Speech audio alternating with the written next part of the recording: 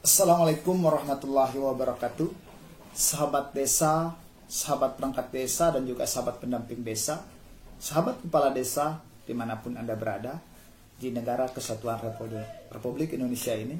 Semoga kalian semua selalu dalam keadaan sehat dan baik-baik saja dalam membangun dan membina masyarakat desa demi mewujudkan kemajuan di desanya masing-masing.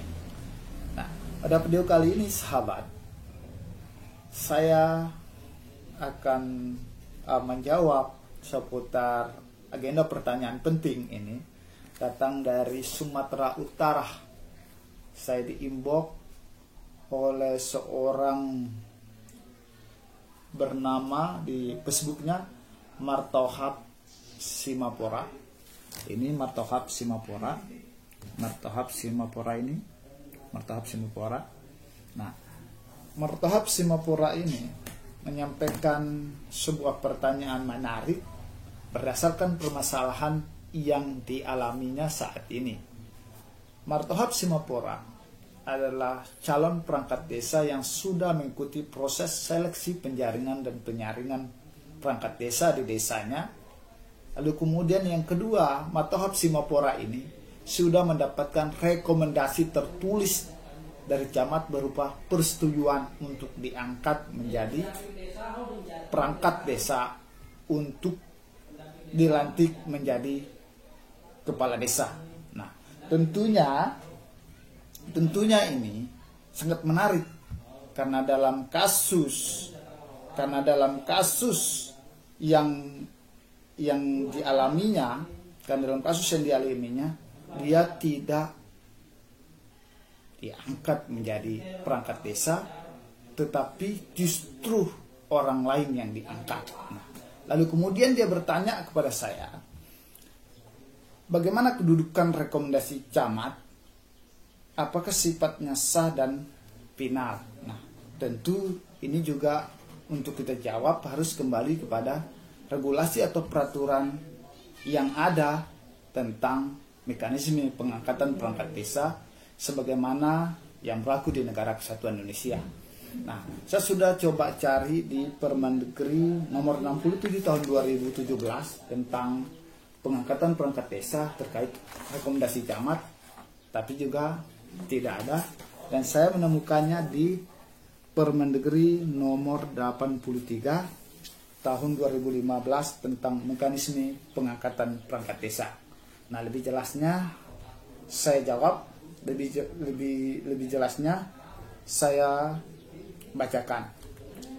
Pertama, pasal 4. Pengangkatan perangkat desa dilaksanakan melalui mekanisme sebagai berikut. A.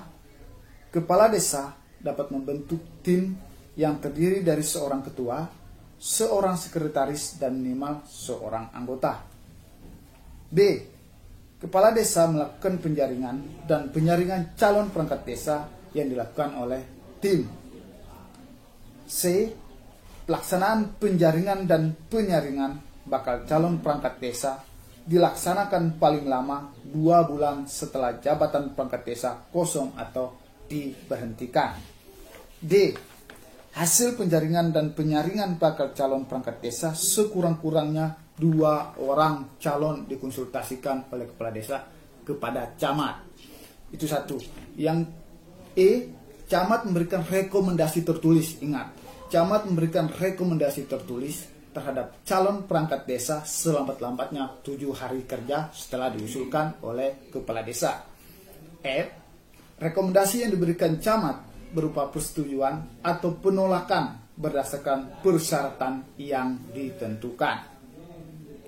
G, dalam hal camat memberikan persetujuan, kepala desa menerbitkan keputusan kepala desa tentang pengangkatan perangkat desa.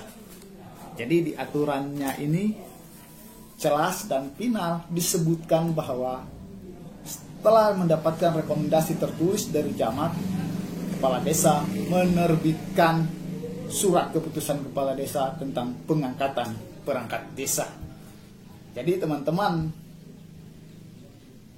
kepala desa ketika mengusulkan ke camat, apapun hasilnya, siapapun yang direkomendasikan itu final dan harus diikuti berdasarkan ketentuan peraturan yang ada untuk di SK-kan, terlepas apakah orang itu orang yang kita sukai atau orang yang kita benci. Nah, demikian untuk posisi dan kedudukan camat, jadi sifatnya sah dan final. Lalu kemudian apa konsekuensi hukumnya jika kepala desa mengangkat di luar rekomendasi camat? Nah, jadi konsekuensi hukumnya secara hukum SK tersebut cacat dan batal demi hukum. Dan gaji yang dipakai oleh kepala desa untuk membayar perangkat desa di luar rekomendasi camat tersebut, konsekuensinya bisa pidana dan dikembalikan apabila dipermasalahkan atau dilapor ke inspektorat atau APIP lainnya yang ada di daerah kita masing-masing. Nah, lalu kemudian apa yang bisa dilakukan oleh teman-teman yang mendapatkan rekomendasi camat tetapi tidak dilantik oleh kepala desa? Yang harus dilakukan adalah upaya menggugat ke PT untuk membatalkan SK tersebut serta mendapatkan hak kita sebagai mana rekomendasi yang direkomendasi oleh camat. Nah, jadi teman-teman kepala desa, jadi jangan main-main pada posisi ini, jangan main-main dengan rekomendasi camat, karena konsekuensi hukumnya SK Anda yang Anda keluarkan itu adalah cacat demi hukum, dan gaji uang yang Anda gunakan untuk membayar perangkat desa yang Anda lantik keluar rekomendasi itu cacat dan batal demi hukum dan bisa dikembalikan. Nah, kemudian apabila dipersoalkan oleh masyarakat itu pasti pidana.